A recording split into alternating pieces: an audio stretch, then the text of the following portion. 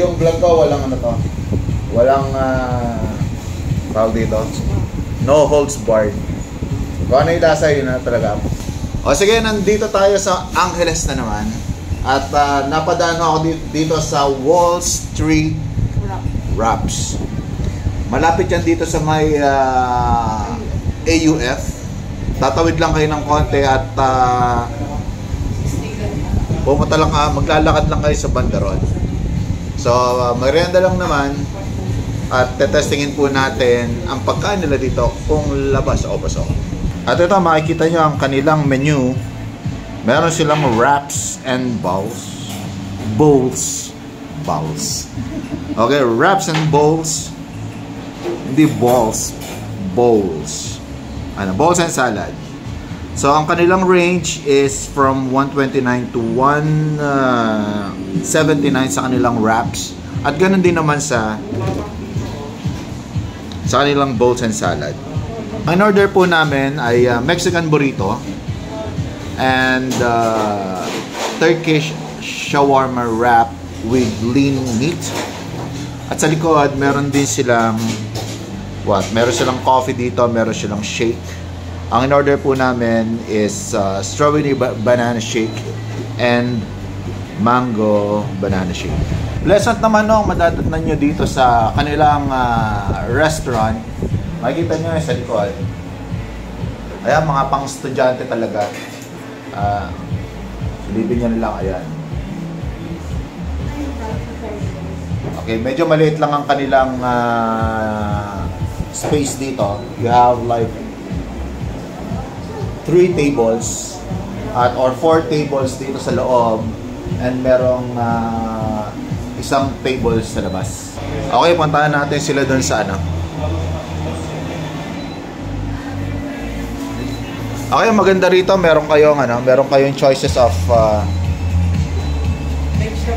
vegetable salads. Ayan, open kitchen sila, so makikita nyo kung paano ginagawa ang inyong mga pagkain. Sa cleanliness, I will give it like 10 over 10 kasi malinis. Wala pa ako napapansing langaw dito. Wala napapansing langaw. Ano? Ito yung kanilang mga fresh shakes and juices. Ayan. Ayun yung sriracha. Masarap yung sriracha na yan. Okay. Ando dito sa ang pangalan mo, sir? Arvin, sir. Ando dito sa Arvin, siya yung kanyang, siya ang manager ng store. Owner ka? Manager on duty. Manager on duty. Sir, imbitahan mo silang pumunta sa iyong tindahan. Yes po, invite po namin kayo dito. Try niyo po ang bagong bukas namin na Wall Street Wraps. Fresh vegetable and fresh healthy foods po kami. So sa mga nagda-diet or sa mga gymnastics or sa mga senior natin dyan, gusto nyo po yung try natin to. It's good for your health po ito. Kasi fresh, we serve fresh vegetable. Ang inyong mga ano dito, sir? Ang inyong mga bestsellers? Actually, sir, our bestsellers, sir, si Italian, sir. Okay. Kasi binigyan po sa amin siya ng free salad as well, sir. So, Italian dressing is Italian po, it's good for the health process. Ito talagang pang-diet care po, which is the salad, free salad po. It comes with that. Green salad lang yung sinaserve namin for. Pa po kami sa Gentra Mall. So sana visit nila yung Gentra Mall para ma-meet them. And we're open soon in Malabanyas. Ilang minutes ang ang preparation? 2 to 3 minutes lang. 2 to 3 minutes lang.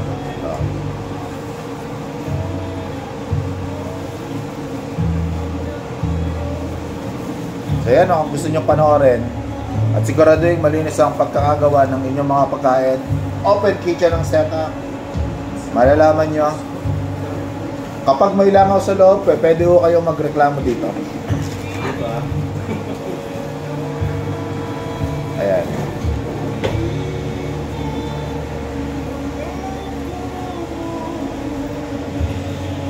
Okay, sa mga hindi pa ngayon lang ako nakakapanood ng aking mga vlog, ang mga vlog ko ay wala akong bayad to.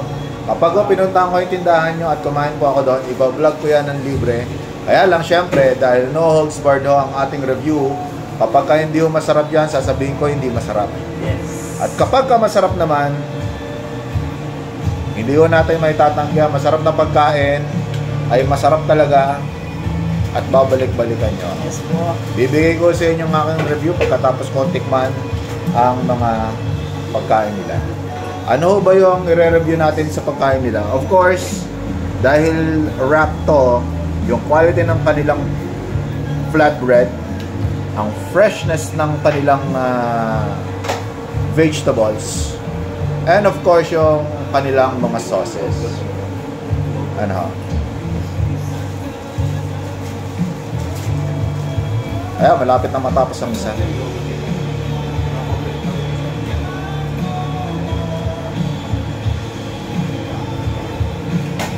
So, pinagkaiba nung pinagkaiba nung naka-plate is hindi lang nakabalot. Pero parehas pa rin, di ba? Yes, sir.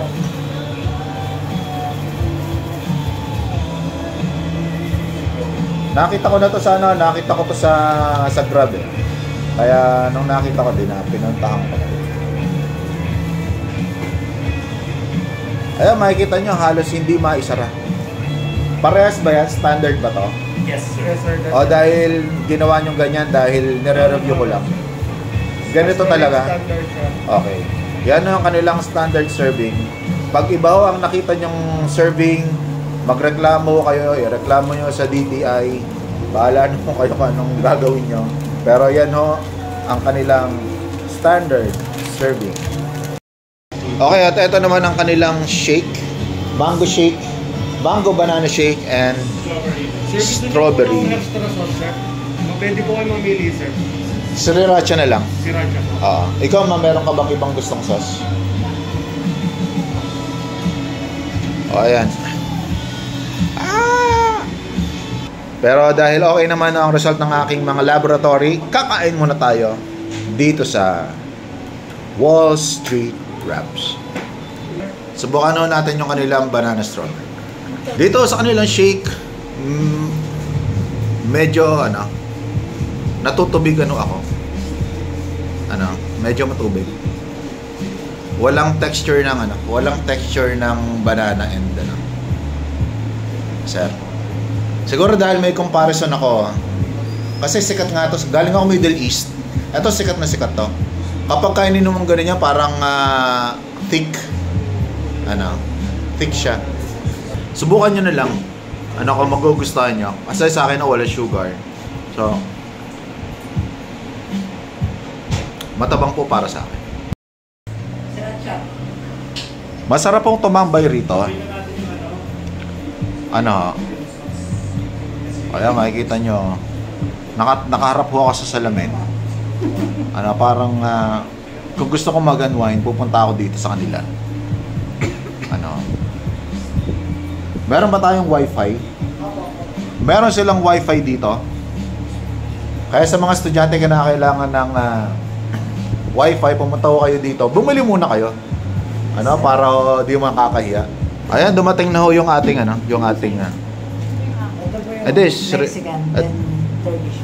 Yun yung Turkish. Ito yung Mexican nila. Ayan. At yun yung sriracha. Ayun, kapag masarap ang sriracha lala rito. Okay. Ang usapin namin ni Mrs. Kapag masarap, magte-take out po kami. Okay, subukan na natin yung kanilang burrito.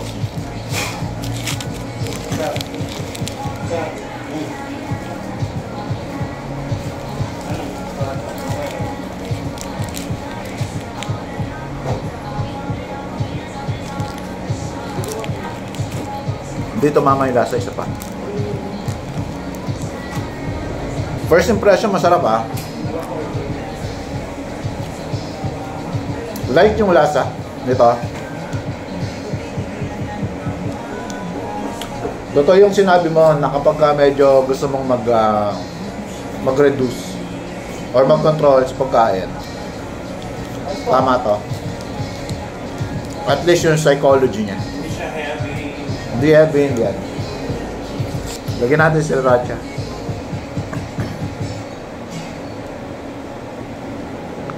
Gusto mo testingin yung sriracha.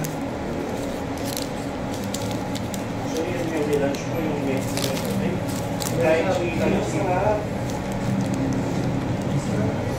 Kaya na pa ako kumakain, hindi ako nahihirapang lunukin yung pagkain nila. Wala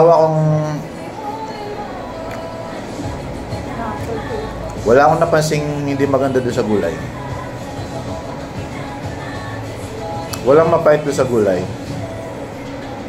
Na? Kasi meron na iba, hindi tinitikman yung gulay. Lalo kapag mga hydroponics, yung gulay, pumapait ho yung gulay doon. Yung mga lettuce.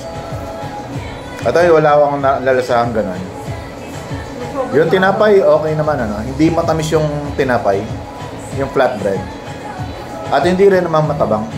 So okay lang ho yung timpla ng kanilang burrito. Titikman ko yung ano yung in-order mo isa?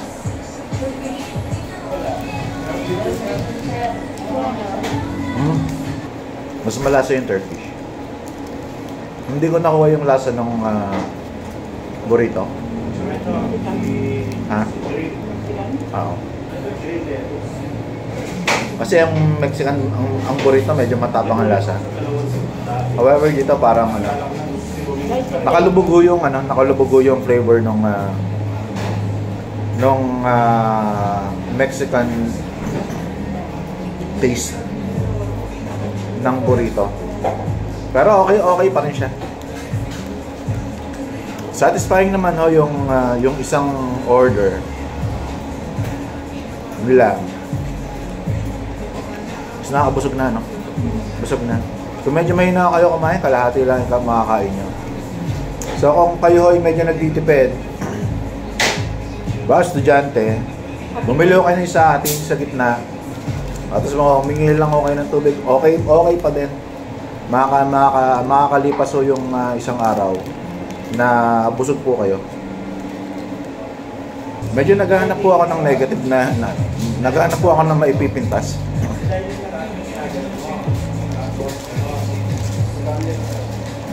Wala ka bang maipintas? Okay lang sa'yo. Ang restaurant nila, bibigyan ko ito ng 9. 9/10. Wala po ako nakitang, actually gusto kong bigyan ng 10. Bibigyan ko ng 10. Kasi walang kaya lang kapag kasi 10, walang space for improvement. Bibigyan ko ng 9.8 yung restaurant nila, yung tindahan, kasi malinis. Wala pa akong naamoy na. Wala akong naamoy wala pang pollutants dito sa loob. Wala namang amoy, walang amoy kahit na bago. Walang amoy pintura. Walang amoy karne or walang amoy kung ano man. Kaya maganda ho dito, tumambay. Walang kakapit na amoy sa inyong mga damit. Ang kanilang juice, iskuran ko lang ng 5 yung juice nila. Kasi masyadong matabang para sa akin. Wala akong malasahang strawberry or wala akong malasahang banana dito.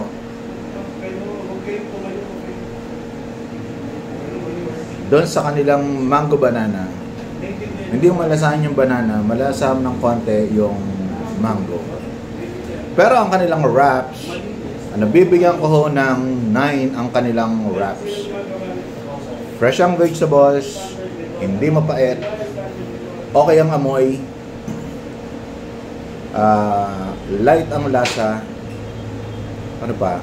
Wala ako masyadong wala akong makitang ipipintas doon sa kanilang wraps.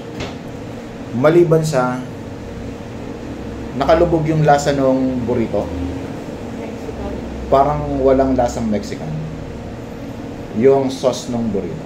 Maliban doon, yung Turkish okay, lumutang yung lasa ng sauce. Yung sa burrito lang medyo wala. So medyo siguro medyo review nyo lang ng konti or what. So yun, overall bibigyan ko to ng yung experience ko bibigyan ko ng 9.5 sa experience. Kasi maganda ho yung maganda ho yung feeling ko. Nakapagpahinga ako ng konti, walang stress dito sa loob. So, ayan. Mataas na yun, Okay, so ayan, nakapag-ingay na naman ho tayo sa loob ng tindahan dahil wala akong masyadong tao pa. Pero kapag ho ako'y napalabas sa kung saan at napadaan ho ako sa inyong mga restaurants, bibisitahin ko po kayo at titikman ko ang inyong mga pagkain kung lalabas o papasok. Excuse me sir, pa-take out po ako ng ng 3 Turkish.